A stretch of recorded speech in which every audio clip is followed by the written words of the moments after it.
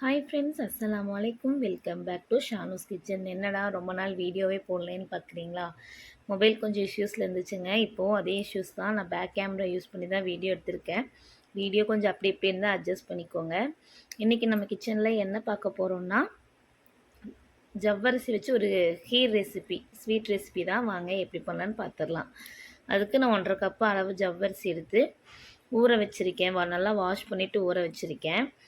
நல்லா அது ஊறட்டும். மூடி போட்டு ஒரு ஓரமாக வச்சிடலாம். வச்சதுக்கப்புறம் அந்த கேப்பில் நம்ம பால் சூடு பண்ணிக்கலாம். ஒரு ஒரு பாத்திரம் எடுத்துக்கோங்க. பாத்திரம் நல்லா சூடானதுமே பால் ஊற்றிக்கலாம். நான் 1 லிட்டர் பால் எடுத்திருக்கேன். மாட்டுப்பால் தான் எடுத்திருக்கேன். நீங்கள் ஃபுல் க்ரீம் மில்க் கூட எடுத்துக்கலாம். அது இன்னுமே டேஸ்ட் கொடுக்கும். சூப்பராக இருக்கும். ட்ரை பண்ணி பாருங்கள்.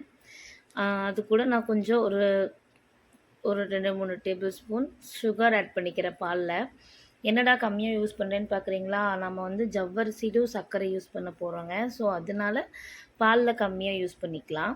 இப்போ நம்ம ஊற வச்சுருக்கிற ஜவ்வரிசி எடுத்து மிக்சர் ஜாரில் போட்டு அரைச்சிக்கலாம். அது கூட ஒரு 4 ஏலக்காய், ஒரு 2 டேபிள் ஸ்பூன் பால் பவுடர்,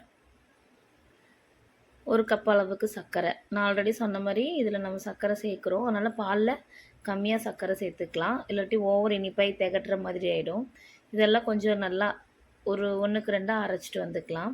பால் சூடாயிட்டு இருக்குது பாருங்கள். நல்லா இந்த ஆடை கட்டி வரணும். ஆடையெல்லாம் ஒரு ஓரமாக எடுத்து வச்சுக்கோங்க, தேவைப்படும்.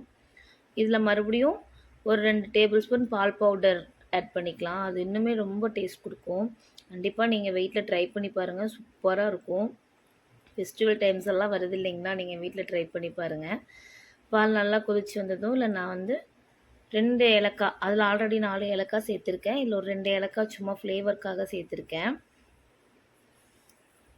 ஏலக்காய் போட்டு நல்லா மிக்ஸ் பண்ணதுக்கப்புறம் கொஞ்சமாக சஃப்ரான் யூஸ் பண்ணிக்கலாம். அது ஆப்ஷனல் தான். உங்களுக்கு வேணாட்டினா நீங்கள் ஸ்கிப் பண்ணிக்கோங்க. அது கூட நான் கொஞ்சம் நட்ஸ் எல்லாம் எடுத்து வச்சுருக்கேன். அதையும் ஆட் பண்ணிக்கலாம். நான் நல்லா இன்றைக்கி குட்டி குட்டியாக கட் பண்ணி வச்சுருக்கேன். அப்படி போட்டால் நம்ம சாப்பிடும்போது அது சூப்பராக இருக்கும். ட்ரை பண்ணி பாருங்கள். நல்லா கொதித்து வர டைமில் நம்ம அரைச்சி வச்சுருக்கோம் இல்லையா ஜவ்வரிசி, அதை ஆட் பண்ணிக்கலாம் பாலில். ஆட் பண்ணிவிட்டு நல்லா டக்குன்னு கலந்து விட்டுருங்க. இல்லாட்டி கெட்டி பிடிச்சிரும், நல்லாவே இருக்காது ஸ்வீட்டு.